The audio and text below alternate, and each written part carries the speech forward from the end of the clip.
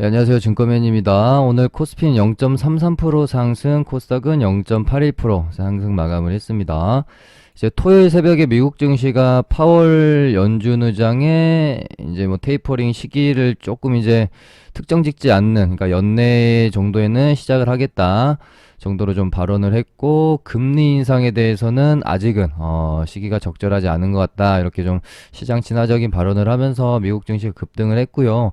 오늘 우리 증시 갭을 띄워서 출발하는 건 뭐 거의 당연시 보였는데, 일단 뭐 좀 단기적으로 뭐 코스피는 뭐 단기적으로 그렇게 급반등이 나온 상황은 아니지만, 코스닥은 바닥 대비 사실 조정 없이 좀 많이 오르지 않았습니까? 그래서 갭 띄우고 저는 음봉으로 떨어질 확률이 좀 높다라고 생각을 했는데, 코스피는 이제 음봉이 떨어졌지만 코스닥은 상당히 좋은 모습으로 끝이 났습니다. 다만 시장 전체 섹터와 테마와 종목의 골고루 영향분이 같다라기보다는, 오늘도 이제 HLB가 시총이 그래도 차지하는 부분이 꽤 있잖아요. HLB 뭐 생명과학은 작지만 HLB는 한 5조 정도 하는 걸로 제가 알고 있는데, 네, 시가총액이 한 5조 되네요. HLB가 좀 급등을 했던 부분, HLB 생명과학, 이렇게 형제들이 일단은 조금 제약까지, 이제 나노코박스, 이제 베트남에서 긴급 승인 재료로 일단 주말에 좀 핫했고요. 근데 이게 살짝 좀 애매했던 게, 일단 WHO 코로나19 후보물질로 뭐 등재가 된다라는 뉴스가 일단 하나 있었고요. 베트남에서 이제 긴급 승인 이제 뭐 거의 이제 준비가 됐다, 이런 식으로 이제 뉴스가 두 가지가 있었는데, 뭐 이제 기사 내용을 조금 읽어보면은 이제 긴급 승인이 난 것은 아니고요. 긴급 승인을 위한 어떤 보완 서류 요청을 지금 한 상황인 걸로 기사 내용을 보니까 좀 파악이 됐습니다. 일단은 상당한 호재가 이제 시장에서 받아들여졌고요. 저도 사실은 이 재료에 대해서 모르는 건 아니었는데, 제 개인적 뭐 저번 주인가 영상에서도 종목도 너무 좋고 차트도 너무 좋고, 뭐 이제 HLB도 제가 보면서 얘 5만 원 넘으면은 슈팅이 한번 나올 것 같다라고 이제 언급도 드리면서도, 쉽사리 제가 접근을 안 했던 것은 베트남이라는 부분을 제가 조금 재료의 크기를 얕보지 않았나, 그런 생각이 듭니다. 그래서 베트남 이거 조금 약한데 얼마나 오를 수 있을까라고 사실 저는 개인적으로 그렇게 생각을 했던 건데, 제 생각이 좀 일단은 틀렸고요. 그래서 제가 재료가 좀 애매한 것 같아서 이제 그 공략을 하지 않았다, 그런 식으로 한번 언급을 드렸었잖아요. 이때 HLB가 5만원에서 이제 오전에 이제 5만원에서 계속 공방을 할 때, 자, 매수를 할까 말까 정말 저도 고민을 많이 했었거든요. 5만원만 넘으면은 얘도 이제 한번 재료가 붙으면 상승이 굉장히 크게 나오는 녀석이라서 이때 매수 고민을 참 많이 했었죠. 방송에서는 5만원 넘으면은 슈팅이 한번 크게 나올 거다라고 말씀은 드렸지만, 저는 재료에 대한 어떤 확신이 좀 없었던 것 같아요. 하지만 재료는 이제 시장이 판단하는 거죠. 어찌됐건 이제 시장은 이 재료에 대해서 상당히 좀 강한 호재로 받아들였던 것 같고요. 기사 내용을 좀 보면, 임상 3A 상에서 중간 결과를 이제 윤리위원회에서 검토를 한 거고요. 긍정적으로 보고 있다. 단기 안정성 요건을 충족한다라고 보고 있는 상황이기 때문에, 보완 서류 이제 제출하고 이렇게 되면 아마 이제 긴급 승인은 날 것으로 보여집니다. 이렇게 되면 긴급 승인이 나기까지 이 또 재료에 대한 기대감은 살아 있는 거니까요. 이제 베트남에서 긴급 승인이 나고 그 다음에 이제 WHO 재료까지 생각을 하면, 생각보다 재료의 크기도 그렇고 기대감도 충분히 이제 기간적으로 좀 충분히 변동성을 주면서 시세를 줄 만한 여유도 있기 때문에, 상당히 좋아 보입니다. 시장이 다시 한번 바이오주들에 한번 훈풍을 불어올 수도 있는. 그러다가 이제 HLB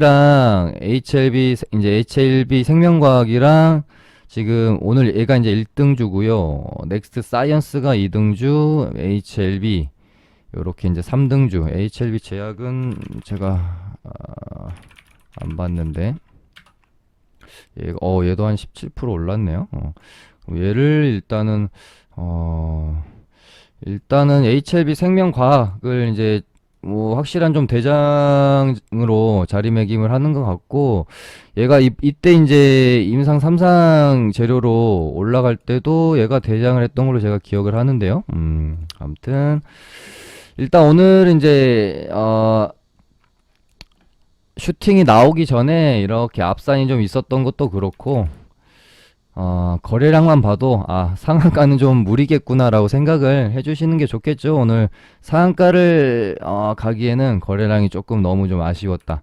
거래량이 한, 요 정도쯤은 터져줬어야, 오늘 상한가까지, 뭐, 말아주겠구나. 이렇게 좀 볼 수 있었을 것 같은데, 최근의 트렌드를 보면 상한가를 좀 잘 안 들어가요. 일부러 상한가 잘 안 만드는 것 같고요. 일부러 뭐 그냥 윗꼬리 이렇게 달린 채로 롤링하면서 충분히 이제 시세를 주기 때문에 상한가 안 들어갔다고 해서 실망할 필요는 전혀 없을 것 같고요. 얘도 이제 이 가격대 15,000 뭐 15,500원에서 17,500원 이 사이에 매물 소화가 되고, 여기 한번 또 건너뛰면 시세가 또 세게 나올 수 있지 않겠습니까? 그러면은 또 역사적 전고점인 이 가격대, 22,500원 가격대까지 얼마 남지 않았기 때문에 관심을 가지고 이제 무조건 좀 트레이딩을 해봐야 되는 시장. 뭐 나름대로 오늘 뭐 거래 대금이 막 1조 이상 이렇게 이제 터지진 않았지만, 그래도 최근에 조금 어떤 강한 종목이 좀 많이 없었잖아요. 그런 거 대비하면 한번 매매해볼 만한 종목이 나타난 것 같다.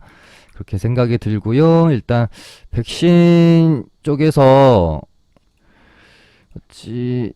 그러니까 이제 중국을 제외하면은 뭐 이제 뭐 동아시아권이라고 해야 될까요? 베트남에서 어떻게 보면 이제 처음 또 나오는 거고, 이렇게 되면은 이 백신에 대한 기대감이 뭐 우리나라 개발 중인 이제 백신 업체들 쪽으로도 조금 이제 훈풍이 갈 수 있기 때문에 SK 바이오사이언스가 일단 우리나라에선 가장 이제 앞서고 있죠. 아까도 뉴스 보니까 임상 3상 첫 환자 이제 투약했다라는 뉴스는 좀 나왔습니다. 하지만 뭐 뉴스 나오고 나서 크게 뭐 변동성이 있는 모습은 아니지만, SK 바이오사이언스도 이제 제가 21선 눌림목자리로 한번 말씀을 좀 드렸고, 여기서 조금 제가 오버봇해서 비중을 좀 많이 한번 실어봐도 될 만한 정말 좋은 자리다. 재료 기대감 다 남아있고, SK 바이오사이언스 종목 참 좋고요. 그런 애가 11선에서 반등이 나오지 않고 다이렉트로 21선까지 눌림을 줬다면, 이런 구간에서는 한번 베팅을 해볼 만하다. 그래서 뭐 이런 구간에서 아마 어제 이제 방송에서도 제가 여기서 뭐 이렇게 한번 눌렸다가 이렇게 갈 수도 있고, 바로 이렇게 갈 수도 있고, 어느 정도 한 요 정도까지는, 그러니까 단기적으로는 한 요 정도까지는 충분히 시세가 좀 나왔다가 다시 좀 이렇게 뭐 눌렀다가, 임상 3상이 이제 또 완료되려면은 시간이 또 아직 많이 남았잖아요. 지금 뭐 목표로 하는 거는 내년 뭐 상반기 안에 이제 완료하는 것을 목표로 하고 있는데, 시간이 좀 많이 남았기 때문에 반등이 좀 나왔다가 또 이제 좀 이렇게 좀 흐르다가 아주 나중에 또 뉴스가 나오면서 파동을 주지 않겠나. 일단 이 구간은 그냥 단기적으로 한번 반등을 먹고 나오는 정도의 자리가 아닌가, 그렇게 보고 있습니다. 저희 리딩방도 요날인가 아무튼 매수가 좀 들어가서요. 일단 오늘 이제 한 절반 정도 익절을 하고, 나머지는 내일 봐가지고 추가 반등이 좀 나오면, 어찌됐건 이제 여기까지 추가 반등이 나오느냐, 여기서 이제 좀 이렇게 꺾이는 분위기로 가느냐를 보고 결정이 되어져야 되겠죠. 추가 반등이 나오면 뭐 이런 구간에서 나머지 익절을 좀 하고 나오려고 생각을 하고 있고요. 그 다음에 봐야 될 게 이제 셀리드가 14만원까지 다시 이제 주가를 갖다 놨습니다. 얘도 뭐 지속적으로 이 구간에서부터 계속 말씀을 좀 드렸던 앤데, 여기서 이제 이날 이제 셀리드랑 유바이오로직스가 같이 반등이 좀 나왔었고요. 요날이었나요? 요날이었구나. 셀리드랑 유바이로지스랑 같이 반등이 나왔었고, 여기서 이런 식으로 눌렸다가 요렇게 돌아나가면 얘는 아마 14만 원을 한 번 정도는 더 트라이하러 갈지 모르겠다. 여기서 이제 뭐 이렇게 꺾이면은 그냥 단순히 시장 이때 당시 수급에 의해서 반등이 나온 거지만, 얘가 반등 눌림 뭐 이런 식으로 아마 14만 원을 트라이하러 갈 가능성이 좀 크지 않겠느냐. 어찌됐건 백신에 대한 기대감은 남아 있기 때문에, 재료는 남아 있으니까요. 어느덧 반등 눌림, 반등 뭐 눌렸다가 다시 어느덧 14만 원 자리에 와 있습니다. 이때 당시 한번 맞고 떨어졌다가 실패, 이제 이때는 뚫긴 했었죠. 이때 당시에도 제가 방송에서 14만 원 한번 뚫는 흐름으로 간다. 한번 먹을 자리는 줄 것 같다라고 한번 멘트 드렸어 가지고, 이때 당시에도 수익 내신 분들이 꽤 있었던 걸로 제가 기억을 하고. 근데 바로 뚫지는 못했습니다. 한번 밀어넣고 다시 이렇게 파동을 만들어가는, 어찌됐건 이렇게 보면은 얘도 한 파동, 두 파동, 이렇게 세 파동까지 이어지는 쪽으로 저는 가능성을 조금 더 두고 있긴 합니다. 얘네가 뭐 이제 예를 들어 이제 제넥시처럼 자꾸 임상을 진행하는 데 있어서 차질이 생기지 않는 이상, 물론 결과가 어떻게 될지는 뭐 우리가 알 수는 없는 거지만, 어찌됐건 뭐 악재가 좀 나오지 않는다는 가정하에 파동은 충분히 이렇게 이제 만들어가는 모습으로 생각은 하고 있어요. 그 다음에 이제 경구용 치료제 관련주들, 대장이 일단 지금 한국 BNC로 보고요. 야, 얘는 진짜 죽을 듯 계속해서 가네요. 그 다음에 뭐 한국 파마 있고, 한국 파마도 뭐 아직까지는 흐름이 뭐 이제 방향성이 선명하게 지금 나온 상황은 아니지만, 조금 더 지켜볼 필요는 있다라고 보고 있습니다. 여기 이제 7만 원이라는 가격대를 맞고 떨어지고, 이때도 이제 맞고 떨어지고, 다시 한번 이제 재돌파하는 흐름으로 가는지, 여기서 이런 식으로 이제 떨어질지, 어느 정도 이제 방향성이 곧 이제 나올 걸로 보고 있는데요. 일단 뭐 다른 경구용 치료제 종목들이 좀 좋은 흐름으로 가주면 얘도 그런 어떤 분위기에 편승해서 상방으로 자리를 좀 잡아볼 수 있지 않겠느냐. 저는 그렇게 뷰를 가지고 종목을 보고 있고요. 경구용 치료제 종목 중에 유일하게 좀 혼자 살짝 이제 좀 많이 꺾이네요. 현대바이오가. 얘네는 이제 주가가 조금 비리한 이유가, 임상을 이제 아직 신청도 안 한 상태로 제가 알고 있습니다. 혹시 이 부분이 이제 뭐 제가 잘못된 정보를 가지고 있으면 한번 댓글로 바로 잡아주시면 좋을 것 같고요. 제가 알고 있는 바로는 이제 좀 임상 신청을 한다고 했는데 8월 말까지인가 한다고 그랬는데, 이제 계속 좀 늦어지는 부분들에 대해서 실망 매물이 좀 나오는 것 같고요. 얘는 여기서는 좀 바닥을 좀 잡아줘야 될 것 같은데, 여기서 이렇게 좀 돌아 나가줘야 되겠죠. 여기서 꺾이면 조금 힘들어지지 않겠느냐. 그래서 경구용 쪽은 이제 한국 BNC랑, 한국 BNC는 이제 이 위로 뭐 오버슈팅이 한 번 정도 더 나올 수도 있겠습니다만은, 지금 또 뭐 이제 뉴스 나오면서 시간에서 살짝 이제 뜨고 있고요. 근데 이 위로 추격 매수 하시는 분들은 진짜 강심장이겠죠. 저는 이 위로 아무리 가더라도 눌림을 좀 기다려 볼 것 같고요. 조금 이제 안전한 자리 좋아하신 분들은 뭐 이제 한국파마 같은 거 공략하셨다가 꺾이면 대응하시고 손절하시고, 뚫어주면은 한번 이익을 내고 나오시고, 이런 식으로 접근을 하시면 될 것 같고, 그 다음에 어제 방송에서는 제가 윤석열 이제 그 부동산 정책 관련주들을 봐야 된다. 저는 아마 윤석열 부동산 정책 관련주들이 시장을 완전히 주도하지 않겠느냐 저는 그렇게 생각을 했거든요. 괜찮다 이거는 분위기도 어느 정도 만들어졌고 근데 이제 물론 강하긴 했지만 생각보다 그렇게 뭐 거래 대금을 뭐 싹쓸이 해가진 못했던 것 같고요. 오늘의 시장에 이제 뭐 주도주 대장주라고 하면은 뭐 HLB나 펄어비스나 일진홀딩스 요 정도로 보시면 되겠죠. 일단 이제 그런 상황에서 부동산 전책주 중에서 신원종합개발이 얘가 역배열에서 올라오면서 상한가를 들어가는 대장주의 모습을 보여줬고요. 어제 짚어드렸던 범양건영, 그다음에 뭐 일성건설, KD 이런 애들은 상승이 좀 괜찮게 나왔습니다. 뭐 반대로 뭐 자연과환경이나 웹스 이런 애들은 갭만 띄우고 그냥 좀 죽어버리는 상당히 좀 아쉬운 모습을 보여줬고요. 일단 뭐 한 NX 정도까지 신혼종합개발, 범양건영 일단은 대장은 요렇게 두 종목 정도로 보시면 되지 않을까 싶고요. 얘네도 거래 대금이 생각보다는 좀 아쉽긴 하지만 HLB 쪽에서 이제 HLB 애들이 하루 이틀 정도 좀 더 강하고 뭐 펄어비스나 일진홀딩스나 그쪽에서 이제 수급이 조금 이제 빠지면서 아마 그 다음 수급이 돌 수 있는 부분은 뭐 정책주들이 좀 될 수도 있지 않을까 그런 생각이 들어서요. 일단은 조금 더 지켜볼 필요는 있겠다. 다만 좀 아쉬운 거는 대장주인 애가 차트 위치가 별로 그렇게 좋지는 않네요. 그래도 뭐 여기서 한 번 더 이렇게 뽑아주고 하면 어느새 뭐 이렇게 이제 전고점을 넘어주는 형태가 나오잖아요. 요런 식으로 이제 한 번만 더 만약에 내를 뽑아주면 그럼 차트도 완전히 달라지는 부분이기 때문에 아무튼 윤석열 부동산 전책주들은 계속해서 볼 필요가 있겠습니다. 그 다음에 이제 뭐 펄어비스 강하죠.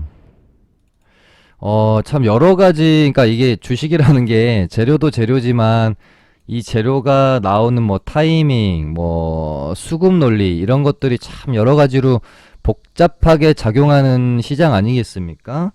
정말 뭐 NC 소프트가 사실은 블레이드 앤 소울 2에 대한 어떤 실망감으로 이렇게 급락이 나오는 상황이 아닌 가운데 펄어비스가 이제 도깨비라는 뭐 이제 신작 트레일러를 공개를 하지 않았다면 이렇게까지 폭등을 하지는 못했을 거라고 봅니다. 이제 어떻게 보면 NC 소프트에 대한 반사이익, 이제 수급의 쏠림 현상을 펄어비스가 이제 취하게 되는 거겠죠. 그래서 근데 일단은 그 도깨비라는 신작 트레일러를 저도 봤는데요. 상당히 느낌이 확 온다라는 느낌이 확 왔습니다. 야, 이거는 괜찮겠다. 히트를 한번 칠 수도 있겠다. 히트를 칠진 안 칠지 모르겠지만 어찌됐건 기대감을 불러일으키기에는 정말 충분한 것 같다. 거기다가 뭐 이제 트레일러 보신 분들은 아시겠지만 누가 봐도 요즘 가장 핫한 메타버스까지 좀 연결이 될 수도 있음 법한 미루어 짐작할 수가 있는 그런 이제 게임 세계관을 좀 가지고 있기 때문에 상당히 기대가 될 수밖에 없는 그런 어떤 뭐 트레일러였던 것 같고요. 다만 이제 조금 이제 아쉬운 거는 출시일이 아직 뭐 정해지지 않았고요. 내년 정도로 정해져 있기 때문에 좀 기간적으로 너무 멀다. 예를 들어 출시일이 한 뭐 두 달 정도 앞으로 임박해 있는 상황에서 이가 재료가 형성이 됐으면 저는 훨씬 더 괜찮은 시세가 났을 수도 있겠다라고 봐요. 근데 게임에 대한 기대감은 지금 굉장히 부풀어 있는데 막상 출시일은 너무 멀었죠. 내년이면. 그렇기 때문에 생각보다 뭐 시세가 막 엄청 이렇게 두 파동까지 길어지기보다는 살짝 한번 시세 내고 잠잠해진다. 그러니까 꺾인다는 표현보다는 살짝 잠잠해질 수 있다라는 쪽으로도 관점을 조금 다양하게 열어놔야 되지 않겠느냐 그렇게 생각이 들고요. 거기다가 이제 펄어비스는 그 공매도 많기로 좀 유명한 종목 아니겠습니까? 그런 의미에서도 어떻게 보면은 조금 촉진제가 상승에 대한 급등에 대한 촉진제가 되지 않았나 그렇게 생각이 들어요. 그 다음에, 이제 저한테, 사실 이제 최근에 제 유튜브도 조회수가 조금 이제 줄어들고 있고, 그러면서 이제 많은 분들이 이제 저희가 이제 개인 매매하는 거, 이제 저희 리딩방에서 매매하는 거 이제 한 번씩 그냥 뭐 말씀드리고 있지만, 개인 매매하는 거 일지를 예전에 이제 제가 조금 한 6개월 정도 매일, 거의 매일 보여드리다시피 하다가 말지 않았었습니까? 그래서 이 부분을 뭐 다시 조금 다뤄드리면 안 되냐, 그렇게 뭐 카톡도 많이 오시고 댓글도 좀 다시고 하시는데, 뭐 저도 그러면은 좋을 것 같고, 저도 사실은 더 편해요. 그냥 저 매매한 거 보여드리고 하는 거. 어찌됐건 이제 저도 N사에서 소속으로 근무를 하고 있고, 여기서 이제 계좌를 쓰는데, 이제 이번에 이제 키움 대회 참가하려고 일정 부분 이제 좀 옮겨가지고 매매하는 부분은 있어요. 근데 아시다시피 이 자동 매매 일지가 키움밖에 제공이 안 되는 걸로 제가 알거든요. 그래서 예전에 키움으로 옮겨서 한번 썼었는데, 근데 제 개인 매매한 것까지 보여드리면서 막 이것저것 설명을 하게 되면, 지금도 제가 30분 안에 끝내려고 하면 좀 벅차요. 근데 30분 넘어가면 진짜 제가 생각해도 너무 길고 별로 보기가 싫거든요. 야, 그래서 개인 매매 일지까지 이렇게 하게 되면은 시간이 너무 오래 걸려서 이 부분이 저도 이제 좀 고민은 되네요. 요청은 많고. 근데 사실 이제 그런 부분들을 제가 누구보다 이해를 하는 게, 저도 초보 시절에 뭐 수익이 안 나던 시절에 이제 수익이 나는 부분까지 연결이 되고, 뭐 이제 이번에 대회 나가서도 말씀드린 것처럼 제가 뭐 이렇게 아주 뭐 초단타 매매보다는 좀 이렇게 천천히 그냥 파동이나 눌림을 이용한 뭐 단기 수익 매매 위주로 좀 진행을 하고 있는데, 그런 거에 대한 어떤 매매에 대한 초석이 마련된 것도 저도 이제 고수들의 매매일지 타점 같은 것들을 보면서 이제 많이 좀 가장 큰 도움이 됐었던 부분이기 때문에, 사실은 고수들의 매매일지 타점 같은 거 종목 선정 보는 게 가장 큰 도움이 된다라는 것은 저도 인정은 해요. 근데 제 매매일지 타점을 보여드리자고 또 뭐 이렇게 테마 섹터에 대한 부분을 줄이기도 그렇고, 조금 고민이 일단은 좀 많이 됩니다. 그래서 뭐 이제 시장에서 조금 뭐 별로 배울 게 없는, 그러니까 매매를 하다 보면 이제 시장 중심주, 상당히 이제 주도주, 대장주들 매매를 하면서, 이런 것들은 배울 만한 어떤 매매였다라고 생각이 들면, 저 이제 리딩방에서 매매한 거일 수도 있고 제가 개인 매매한 거일 수도 있겠지만, 뭐가 됐건 이 매매는 한번 시청자분들이 배울 점이 있다라고 생각이 들면, 그런 부분들은 같이 좀 공유를 해보는 쪽으로 할까, 뭐 그런 정도의 생각을 일단은 지금 가지고 있고요. 일단 뭐 펄어비스 같은 경우는 종가 베팅을 할까 아주 치열하게 고민을 했었어요. 이날 기준봉을 만들고 얘가 갭 띄우고 한번 치고 내려왔는데, 이제 기준봉 만든 종가 부근에서 지지를 좀 강하게 일단 받았고, 아까도 말씀드렸지만 도깨비라는 게임의 트레일러를 보면서 이거는 시장에서 상당한 기대감으로 다가올 수 있겠다, 생각보다 눌림이 많이 안 나올 수 있겠다, 그런 생각이 들어서 종가 베팅을 할까 고민하다가 아니다, 기준봉 2일차, 그러니까 오늘 오전에 흐름을 보고 바로 좀 공략을 해봐야겠다라는 생각을 가지고 일단 좀 쳐다보고 있었고요. 이런 식으로 이제 매매를 했습니다. 뭐 여기 끝까지는 이제 먹지는 못했지만 아무튼 만족스러운 매매를 오전에 하고 이제 끝냈고요. 그 다음에 제가 저번 주 금요일 날 펄업스랑 같이 이제 딱 세 종목을, 그러니까 월요일 날 오늘 그러니까 조금 시세가 날 것으로 보고 있었던 세 종목이 펄어비스랑 일진홀딩스랑 한국선제, 이렇게 이제 세 종목이었거든요. 그래서 뭐 펄어비스는 좀 매매를 했고, 일진홀딩스는 요 날까지만 매매라고, 오늘은 좀 매매를 못했던 것 같고, 아무튼 이제 일진홀딩스를 왜 제가 이제 오늘 아니면 내일 시세가 날 것으로 봤냐면, 이제 일진 하이솔루스가 9월 1일 날 상장을 하게 되잖아요. 그러면 이런 애들은 사실 상장 테마는 패턴이 좀 뻔합니다. 일진 하이솔루스가 9월 1일 날 상장을 하기 전까지 시세를 주다가, 그러면 이제 30일, 31일 이렇게 있잖아요. 그러면 뭐 30일이건 31일이건 시세를 무조건 줍니다. 시세를 주고 나서 뭐 31일 오후가 될 수도 있고 9월 1일 오전이 될 수도 있고 뭐 9월 1일 오후가 될 수도 있겠지만 어찌됐건 30일 오후 아니면 9월 1일에는 일진 하이솔루스로 이제 수급이 싹 이동을 하기 때문에 약간 이제 재료 소멸로 이제 차익 실현 매물이 좀 나오게 되겠죠. 그러면은 우리의 전략은 9월 1일 최소한 최대한 31일 한 오전까지만 매매를 해주면 되지 않겠습니까? 그때까지는 한번 시세가 나올 거니까 그런 의미에서 일진홀딩스도 한번 보고 있었는데 일단 오늘도 제가 종가 베팅을 할까 말까 고민은 좀 했었다가 일단 좀 안 하긴 했습니다. 내일 한번 또 칠 거는 같긴 한데 제가 생각하는 구간까지는 조금 이제 눌리지 않아 가지고요, 원칙에 맞게 그냥 좀 떠나 보냈다. 뭐 내일 어떻게 될지는 모르죠. 일단 시간에는 좀 오르곤 있는데 저는 한 요 정도 8천 한 400원 정도의 구간 요 정도까지는 좀 떨어지기를 바라고 있었거든요. 그래서 이제 종가 베팅을 하진 않았지만 아무튼 내일 하루 정도 이제 더 슈팅 주고 9월 1일 날은 재료 소멸이 될 수 있으니까요. 요 부분 명심해서 매매를 마무리 지어 주시면 좋을 것 같습니다. 뭐 물론 안 될 수도 있지만 뭐 열에 8, 9은 당일날 이제 재료 소멸이 된다고 보시면 되기 때문에 뭐 우리가 10% 20% 안 되는 확률에 얘만 어떤 예외가 되는 그런 확률에 굳이 피 같은 돈을 걸 이유는 없지 않겠어요? 그렇게 이 종목은 뭐 전략을 좀 가져가시면 될 것 같고, 그 다음에 이제 홍준표 관련주가 저번 주 이제 금요일 날 또 좀 강했는데 사실 오늘 아마도 윤석열 부동산 정책주들이 뛰는 바람에 조금 이렇게 물론 오늘도 먹을 구간을 주기는 좋습니다만은 조금 이제 잠잠하지 않았나 저는 그렇게 생각을 하거든요.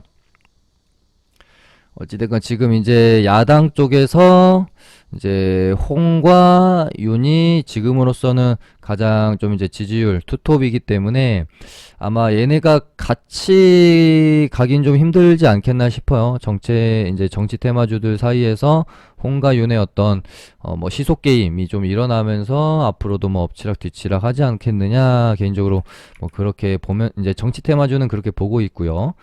홍준표 관련주들은 아마 그러니까 윤석열의 지지율이 여기서 막 더 폭등을 하면서 시장을 시장의 어떤 정치 테마주들이 다시 움직이긴 좀 힘들 거고, 이제 윤석열 쪽은 제가 예전에도 말씀드렸던 것처럼 인맥주는 완전 이제는 보시면 안 되고요. 이제 정책주로 완전히 넘어가는 거죠. 대신에 지금 홍준표 지지율은 계속해서 좀 오르고 있기 때문에 예를 들어 뭐 혹시라도 뭐 또 이낙연을 제꼈다 뭐 이런 식이 되게 되면 충분히 또 재료는 될 수 있기 때문에요. 저는 홍준표 관련주들은 지속 조금 더 기대감을 가지고 움직일 수 있다는 쪽으로 보고는 있습니다. 저번 주 금요일 날 얘 같은 경우는 저는 상한가 오랜만에 한번 상한가 좀 시원하게 들어가는 주는 종목이 나올 거라고 봤었는데 얘도 또 상한가 안 들어가고 깨더라고요. 이때였나? 근데 예전에 언제였지? 한 2달 전? 이거 한 2~3달 전에 한번 방송에서 말씀드렸던 것 같은데 상따지 마시라고 한번 말씀드렸었어요. 트렌드, 그러니까 이 상따도 잘 되는 장세가 있고 잘 또 안 먹히는 장세가 있어요. 근데 잘 되는 장세 뭐 예를 들어 한 2~3달 가다가 또 이제 많은 사람들이 상따를 또 막 하게 되면은 또 이제 상가 또 잘 안 줍니다. 상가 들어가도 다음날 막 갭도 안 띄우고 이러면서 또 엄청 오래 가요. 막 4개월, 5개월, 6개월 또 상따가 안 되다가 그러다가 이제 사람들이 또 이거 상따 해봐야 맨날 손실만 나고 안 해야겠다라고 안 하잖아요. 그럼 그때 가가지고 또 다시 상따가 되기 시작해요.